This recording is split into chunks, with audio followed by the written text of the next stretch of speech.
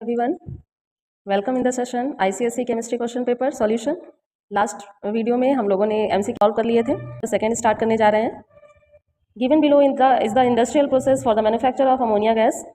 ये ammonia gas के preparation method का पूरा स्ट्रक्चर दिया गया है। इसमें हमें बताना है नेम द प्रोसेस, किस प्रोसेस के बारे में यहाँ पर जो स्ट्रक्चर दिया गया है किस प्रोसेस के बारे में है। तो this is the Haber process. Which catalyst is used in the above process? The catalyst is finely divided iron is used as a catalyst. This question, finely divided iron is used as a catalyst with molybdenum acting as a promoter. Next question. In the above diagrammatic setup, how is ammonia gas separated from the unreacted gases to obtain liquid ammonia? The answer will be ammonia is separated by cooling and condensing the gas into a liquid state. ये Haber process इसीलिए इतना ज़्यादा popular है क्योंकि इसमें जो unreacted nitrogen and hydrogen gas होती है वो दोबारा से रिसाइकिल की जा सकती है। Next question, which two properties of ammonia gas can be demonstrated by the fountain experiment? First property is it is highly soluble in water. Ammonia as well as hydrochloric acid is highly soluble in water, and that is alkaline is nature. Second question complete होता है यहीं पर. Now going on next part of this question. Identify the following terms or compounds. The question is a compound which react with water to give acetylene gas. The right option will be calcium carbide. The formula of calcium carbide is CaC2. सिर्फ हमें इनके terms और compounds के नाम ही लिखने हैं, तो बहुत ज़्यादा एक्सप्लेन नहीं करना है यहाँ पर. The gas evolved when sodium propionate is heated with soda lime. जब सोडियम प्रोपियोनेट, ये कहीं ना कहीं हम प्रिपरेशन मेथड पढ़े हैं इसकी, प्रिपरेशन ऑफ एथेन. यहाँ पर the option will B ethane C2H6. A reddish brown precipitate formed when ferric chloride solution reacts with an alkaline. Answer will be ferric hydroxide.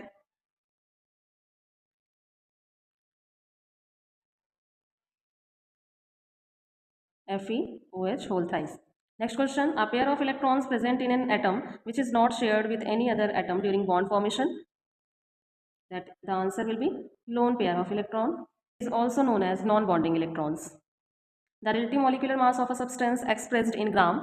The term is molar mass or gram molecular mass. Next question, matching आ गई है. Match the column A with column B. Copper oxide plus carbon gives copper plus carbon monoxide. यहाँ देखना है कि ये कौन सी reaction follow कर रहा है. तो कॉपर यहाँ पर हो जाएगा ऑक्सीजन -2, कॉपर +2. कार्बन की ऑक्सीडेशन नंबर 0 होगी, कॉपर की भी 0 होगी. Oxygen -2, carbon +2. यहाँ हमें देखने के लिए मिल रहा है कॉपर +2 से 0 हो रहा है.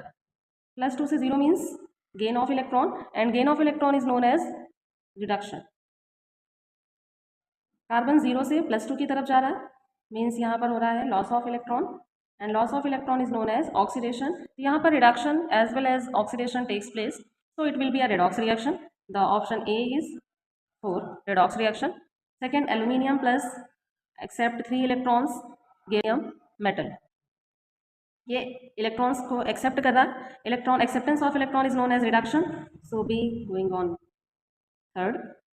Next, PbBr2, Pb+2 + 2Br-. यहाँ पर इनका इलेक्ट्रोलिटिक डिसोसिएशन हो रहा है. Then the option C will be 5. 2O2- -2 electrons gives O2. Means ये जो है यहाँ पर इनका ये इलेक्ट्रॉन को एक्सेप्ट कर रहे हैं. Oxygen accepts the electron and so it will be oxidation reaction. तो D option will be 1. HCl H + Cl-, यहाँ पर इनका आयोनाइजेशन हो रहा है. तो E.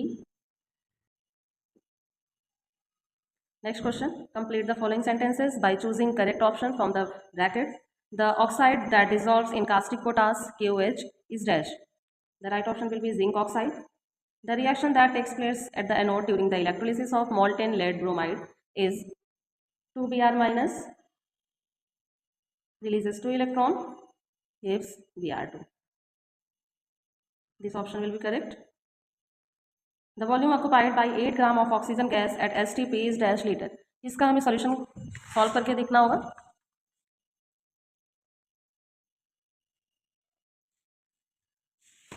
क्वेश्चन में गिवन है the volume occupied by 8 gram of oxygen gas at STP, यानी 8 ग्राम ऑक्सीजन गैस एसटीपी पर कितना वॉल्यूम ऑक्यूपाई करेगा। सबसे पहले हमें ये ऑक्सीजन मॉलिक्यूल्स को मोल्स में कन्वर्ट करना पड़ेगा। Moles of oxygen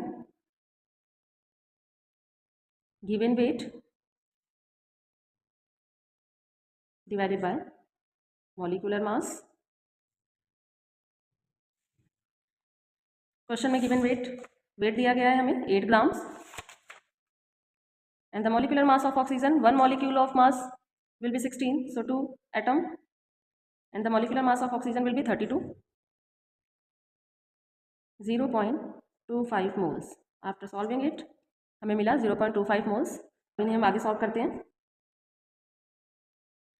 1 moles of any gases, 1 moles of any gas occupies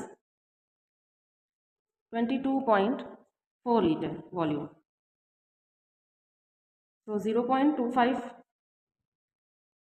moles of gas occupies 22.4 into 0.25 liter, and the option will be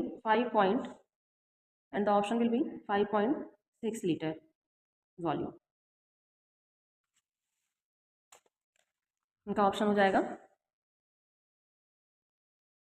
5.6 liter at STP।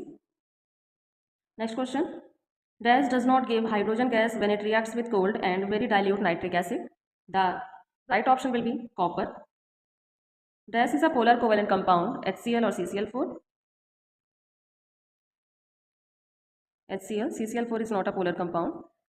On next question, the next question is give the IUPAC name for the following organic compounds. IUPAC name के लिए rule होता है prefix plus root name plus 1 degree suffix plus 2 degree suffix। यहाँ हम calculate करेंगे 1 2 3 4 long chain arrangement पहले करते हैं, तो इनका IUPAC नेम हो जाएगा ब्यूटेन 2 ऑल। नेक्स्ट क्वेश्चन, इन्हें भी हम लॉन्ग चेन डिस्ट्रीब्यूशन करेंगे 3 4 5। यहाँ हमें एक प्रीफिक्स दिख रहा है, then the answer will be 3 methyl pentane। The answer will be 3 methyl pentane।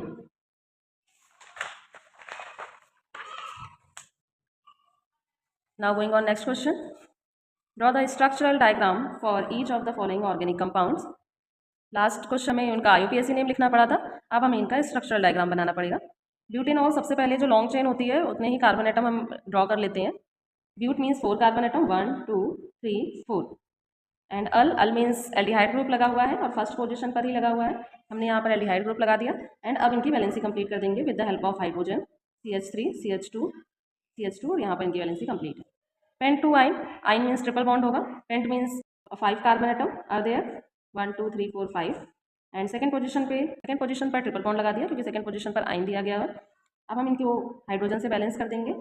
CH3 यहाँ बैलेंस कंप्लीट है, यहाँ पर भी बैलेंसिंग कंप्लीट है 1 2 3 4 एंड CH3। नेक्स्ट दिया है the isomer of n butane. N butane का आइसोमर बताना है। पहले नॉर्मल ब्यूटेन बना लेते हैं, ये नॉर्मल ब्यूटेन है। इनका आइसोमर बनाने के लिए ये वाला कार्बन एटम हम इस कार्बन एटम पर बना देंगे, because isomers means same molecular formula but different structural formula. Then the isomer of this compound,